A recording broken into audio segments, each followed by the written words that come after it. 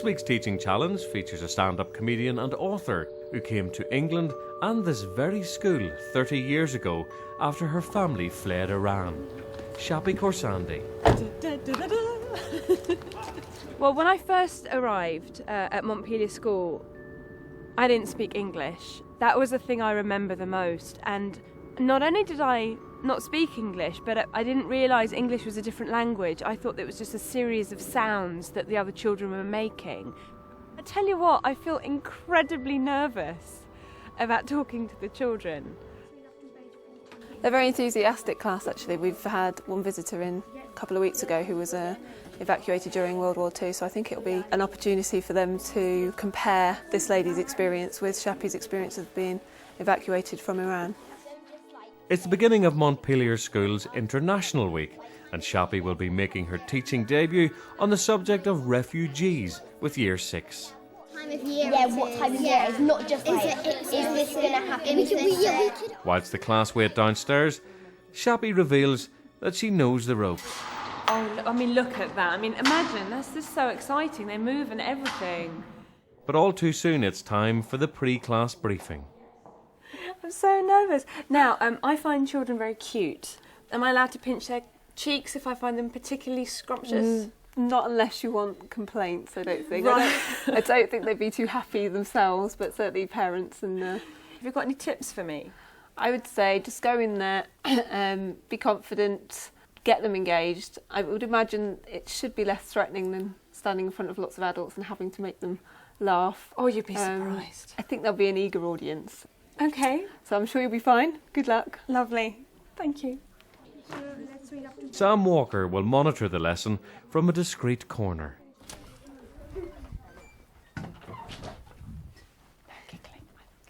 Hello, everybody. Hello. I tell you what, I'm giggling because I guess I'm just so excited to be here at Montpellier School. Some of you might know that I came to Montpellier School myself. Some of you also might know that I'm a stand-up comedian and I'm a writer. So I make my living from the English language. Without the English language, I wouldn't be able to pay my mortgage. And yet, when I first came to Montpellier, I couldn't speak a word of English because I came from another country. And I came from Iran. You've all heard of Iran? Yes. Hands up people whose mum and dad or grandparents came from another country. Wow, loads of you. Pretty much all of you. So, Mayan, where are your parents from? My dad's from Nigeria. Oh, well, lovely. I have very good friends from Nigeria. I have noticed the things that you've been looking at in your work about World War II. And have you read Anne Frank's diary in this class? Extracts from the diary. Because I remember when I read Anne Frank's diary, I was about 10 or 11 years old. And that's when I realised that the world can be such a tough place for people, especially from the country that I came from. I related so much, and I think that really shaped my own view of the world, that we must always remember and read and talk about cases like Anne Frank, because that still can happen today, and that does happen today. And when I came here, we were refugees. And so who can tell me what a refugee is? What's your name? Razan. What do you think a refugee is? So for example, World War II. So the children had to move to a different city. They were living in London. They moved to Yorkshire because there was World War II and they wanted to make them safe. That's right. Say the evacuees. Evacuees. Yes, that's exactly. So anyone, like when it's raining and you might go and stand under a tree, in that moment you too are a refugee because you're seeking refuge from the rain. So from a very basic level, we've all been sought refuge at some point. And Britain is a country, like all countries, has had the good fortune of being in a position to be able to look after refugees. Now, when I first came to Britain from Iran, it was because there was a revolution in Iran. Now, who can tell me what a revolution is? Harris. Is it like something bad? It is something bad. That's right. And a revolution is when the people don't like the leader of a country, and that leader isn't someone that they can vote out democratically, so the people revolt. In Iran, the people wanted to get rid of the king of Iran, and so they had a revolution, but the new leaders weren't very tolerant.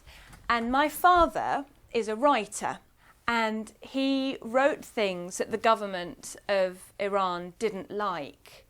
Who can tell me what they can do in countries that are intolerant like that to people who criticise them? It's my friend with the broken arm. I'm so sorry. Could they execute you for for treason or something? They could execute you. That was the biggest reason my father decided that perhaps we were better off in Britain. When I was 4 or 5, I wasn't all that aware of the politics that was going on. I was just like, we're in a strange country and I don't know what anybody's talking about. And I wrote a book, and it's actually called A Beginner's Guide to Acting English. And there's a whole chapter in it about Montpelier School. If ever you were interested, perhaps get your parents to buy it for you for Christmas, whatever you like. Now, we didn't celebrate Christmas at home. And I remember trying to explain to my parents what it was. And my grandmother, whose name was Mardau John, came to visit us while I was trying to explain. Can we get a Christmas tree? I asked Maman as she laid the table. You want to bring a tree into the house? What funny things these English people do, my grandmother said. But can we have a tree? We're not Christians, my darling. We don't have Christmas trees. What did that have to do with anything? Oh, please can we, please can we, please can we? So my grandmother decorated our yucca plant for me. She made little silver balls with tin foil and hung them off the leaves.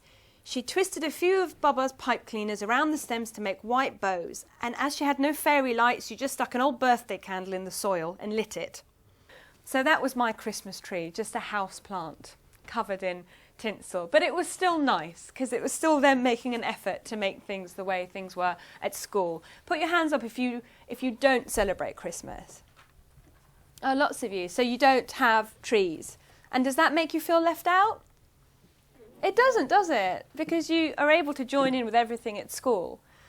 And that's the great thing, isn't it, about being at a school like Montpelier that's so full of people from different backgrounds, so you can all learn from each other and bring different experiences to the classroom.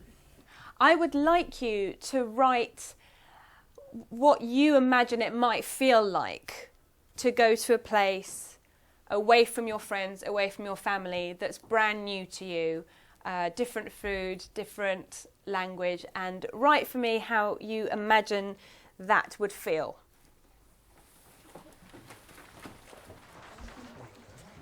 After an industrious 10 minutes, the class give their impressions of what it would be like to be a refugee. I imagine it would feel very lonely and as if you were in a world of your own. If I had to be taken away from my family and friends, I would really feel lonely because it would be a different experience to talk a different language and eat new food. A lady put down a bowl right in front of me. I peeped into the bowl and saw something so disgusting. It was a brown liquid with big lumps in floating around, a lot different to the rice and chicken that I usually have at home. Lovely, thank you. I'm really curious to know what the dish might be that would have a big brown thing floating in the middle of it. Thank you very much. But is it only Britain that looks after refugees? The two countries in the world that look after the most refugees are... Is it Australia? Russia? Is it America? It's not America, no. The two countries that have the most refugees is actually Iran and Pakistan.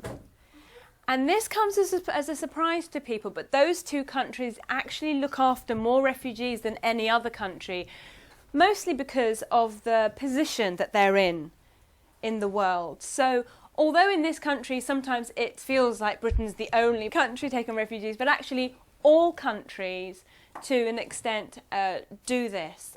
Does anyone have any questions they want to ask me?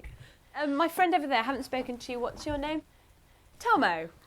How long did it take you in Montpellier to be a normal student in Montpellier. To feel normal, that's a very, very good question. It didn't take me very long. After about a term or two, I felt that I was normal. I felt at home.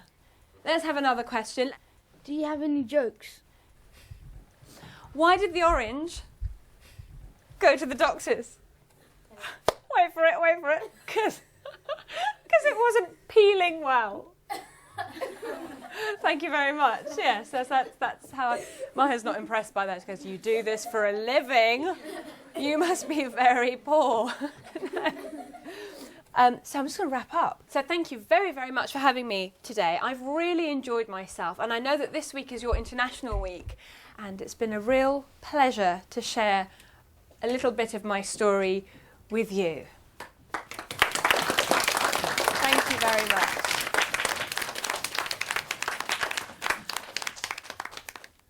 So how did it feel to be back in the classroom? It was really great. I was nervous. And also I had in my head a plan of things to talk about. But once I was in front of the children, I'm afraid I was a little bit of a rabbit in headlights. If you did it again, what would you change then? You said you might have. I think children look to you for structure, Yeah. really. And structure isn't my strong point. But I tell you what, though, I don't think your job and my job is all that different. I think stand-up comedy and teaching is all about confidence and control. I think the biggest difference is that putting the discussion emphasis on the children, just giving them 30 seconds or 20 seconds to kind of share their ideas and hear other people's ideas, really that builds their confidence in being able to come back to you with ideas that they've generated together.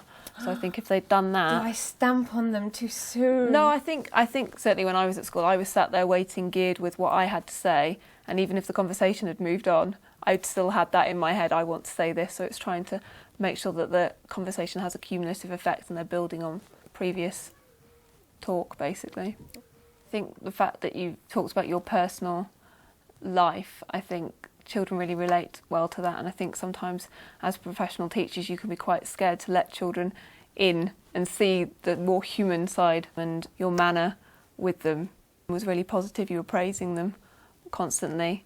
Having had this experience, I would definitely come back into a classroom. Yeah, definitely. You're welcome back any time, as long as I don't have to job swap. Okay.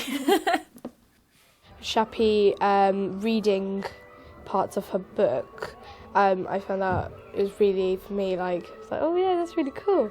I think she could have made us do a bit more group work together, because we were kind of put to the spot to answer questions. I enjoyed it that she added quite some humour into it, and it entertained us the whole way through.